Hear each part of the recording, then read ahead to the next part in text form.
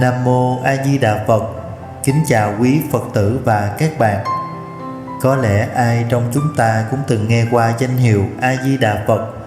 Nhưng liệu có bao giờ bạn tự hỏi vì sao chỉ một câu Phật hiệu đơn giản lại có sức mạnh thay đổi cả cuộc đời?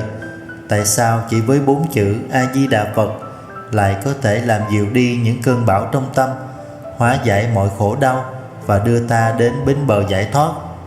Hôm nay mời quý vị cùng tôi lắng lòng lại để nghe những câu chuyện về sức mạnh kỳ diệu của một câu A Di Đà Phật, để thấy rằng giữa cuộc đời đầy sóng gió này, chỉ cần một chút niềm tin, một chút lòng thành, ta cũng có thể biến đổi cuộc đời mình theo hướng tốt đẹp hơn. Trong đời sống thường nhật, niệm A Di Đà Phật không chỉ là một hành động tâm linh mà còn là một cách để thanh lọc tâm hồn, giải trừ phiền não, mang lại bình an cho tâm trí. Khi niệm Phật, tâm ta từ từ chuyển từ lo lắng, sợ hãi sang an lạc và tự tại. Có câu chuyện kể rằng một người phụ nữ nghèo sống tại một ngôi làng nhỏ, mỗi ngày phải gánh nước lên dốc cao để bán kiếm sống. Mỗi bước đi là mỗi giọt mồ hôi, là từng nhịp thở khó khăn, nhưng bà luôn niệm Phật: A Di Đà Phật, A Di Đà Phật. Làng xóm ai cũng ngạc nhiên, hỏi bà vì sao giữa khó khăn vẫn mỉm cười. Bà chỉ nhẹ nhàng đáp lại: khi tôi niệm Phật, tôi nhẹ nhàng như được Phật che chở, những bước chân cũng dường như nhẹ bớt gánh nặng. Cũng có một ông lão tuổi gần đất xa trời, sống một mình trong căn nhà nhỏ ven sông. Mỗi sáng mai, ông lại ra bờ sông ngồi, chắp tay niệm Phật A Di Đà Phật, nhìn dòng nước trôi mà lòng thanh thản. Người ta hỏi ông có sợ cái chết không? Ông chỉ mỉm cười trả lời: tôi không sợ, vì mỗi ngày tôi đều kết duyên với Phật. Khi thời khắc đến, tôi sẽ về với Ngài trong an lạc. Đó chính là sự kỳ diệu của một câu niệm Phật, không cần phép màu, không cần cầu kỳ, chỉ cần một niềm tin chân thành. Một câu A Di Đà Phật cũng đủ thay đổi tâm và thay đổi cuộc đời. Một câu niệm Phật nhẹ lòng, gió sông thanh thoát bóng hồng nhẹ trôi, tâm an khổ lụy xa vời, niệm A Di Đà Phật vượt qua biển đời. Có một lần, một người đàn ông giàu có nhưng tâm đầy lo lắng. Ông suốt ngày chỉ biết lo tích lũy tài sản, không một chút thời gian để tĩnh tâm hay nghĩ về đời sau. Một hôm, ông gặp một vị thiền sư trên đường. Vị sư mỉm cười hiền từ và nói: hãy thử niệm A Di Đà Phật, tâm sẽ bớt lo, lòng sẽ nhẹ nhàng hơn. Ban đầu ông chỉ xem đó là một lời khuyên thoáng qua, nhưng rồi giữa đêm khuya tỉnh giấc, trong tâm trí mệt mỏi vì lo nghĩ, ông thử nhẩm thầm A Di Đà Phật, A Di Đà Phật. Lạ thay, từng tiếng niệm Phật như dòng suối mát chảy qua tâm trí ông, xua tan mọi lo âu, làm lòng ông nhẹ nhõm hơn. Ngày qua ngày, ông thấy mình bớt nóng nảy, ít lo toan hơn, và bắt đầu cảm nhận được sự bình an từ sâu trong lòng. Ông không còn sợ hãi trước những mất mát, không còn lo lắng về tương lai. Một câu Phật hiệu trên môi xua tan khổ lụy bể đời mênh mông. Ánh vàng từ cõi Tây Phương dẫn đường vượt thoát vô thường khổ đau. Cuộc đời đôi khi giống như biển cả, đầy sóng gió và bất trắc. Khi gặp khó khăn, ta dễ mất phương hướng, rơi vào tuyệt vọng.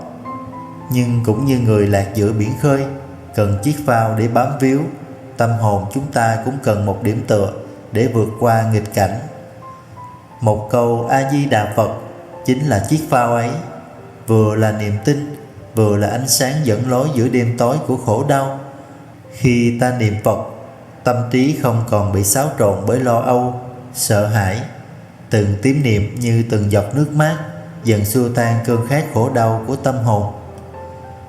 Đôi khi chỉ cần dừng lại, hít thở thật sâu và thành tâm niệm Nam Mô A Di Đà Phật, mọi gánh nặng trong lòng sẽ nhẹ dần, mọi khổ đau cũng từ đó mà tan biến.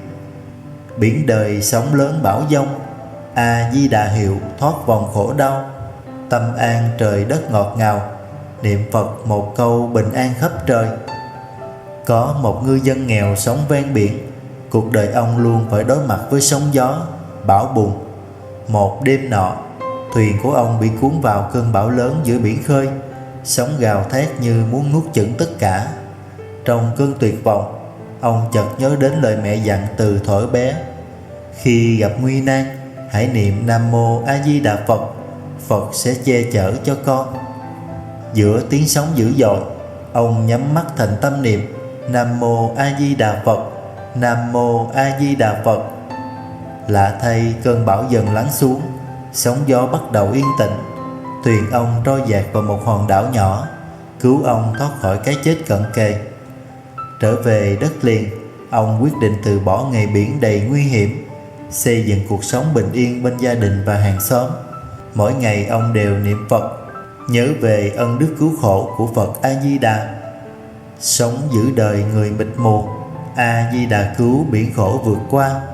Một lòng hướng nguyện thiết tha, ánh từ rực rỡ tan xa bể sâu. Tâm là gốc, là cội nguồn của mọi suy nghĩ, hành động và lời nói. Khi tâm an, mọi thứ xung quanh cũng trở nên tốt đẹp hơn. Ngược lại, nếu tâm loạn, dù cảnh vật có đẹp đẽ đến đâu cũng chỉ là bể khổ.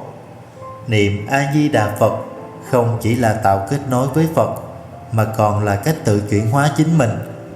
Mỗi lần niệm Phật là một lần gạt bỏ sân si, phiền não, nuôi dưỡng lòng từ bi và trí tuệ. Tâm đổi, cảnh cũng đổi. Đó chính là sức mạnh kỳ diệu của niệm Phật. Đổi tâm đổi cả nhân sinh. A Di Đà hiệu an bình khắp nơi, từ bi trải khắp muôn đời. Niệm Phật một câu thoát kiếp luân hồi. Một câu A Di Đà Phật không chỉ là lời cầu nguyện, mà còn là phương tiện thay đổi tâm thức, thay đổi cách sống của con người. Niệm Phật là quay về với bản chất thanh tịnh của chính mình, là hướng tâm về ánh sáng vô lượng của Phật. Khi tâm thay đổi, cuộc đời sẽ thay đổi theo. Khi ta niệm Phật, ta không còn sân hận, không còn tham lam. Tâm trở nên nhẹ nhàng, trí tuệ được khai mở, từ đó tạo ra những nhân duyên tốt đẹp. Cuộc đời dần dần trở nên an lạc và ý nghĩa hơn. Chỉ một câu dứt khổ đau, biển đời sóng gió nhẹ nhàng qua sông. Tịnh độ một cõi mênh mông, nguyện lòng niệm Phật vượt trùng khổ đau. Thưa quý Phật tử và các bạn thân mến, cuộc đời này tuy ngắn ngủi, nhưng khổ đau lại vô tận. Chỉ cần một câu A Di Đà Phật, chúng ta có thể vượt qua mọi khó khăn, giải thoát khỏi mọi phiền não. Niệm Phật không chỉ là để cầu an, mà còn là để thanh tịnh tâm mình, để sống một đời ý nghĩa, để gieo nhân lành cho chính mình và mọi người xung quanh. Cảm ơn quý vị đã lắng nghe bài chia sẻ hôm nay. Nếu các bạn thấy những chia sẻ hôm nay hữu ích, xin hãy chia sẻ để nhiều người cùng được lợi lạc. Chúc quý vị luôn an lạc, trí tuệ và đầy lòng từ bi trong từng suy nghĩ và hành động. Nam Mô A Di Đà Phật. Con nguyện đem công đức này trang nghiêm Phật Tịnh Độ, trên đền 4 ơn nặng, dưới cứu khổ tam đồ. Nếu có ai thấy nghe, đều phát tâm Bồ Đề, hết một báo thân này, đồng sanh cực lạc quốc. Nam Mô Tây Phương Cực Lạc Thế Giới Đại Từ Đại Bi. A Di Đà Phật.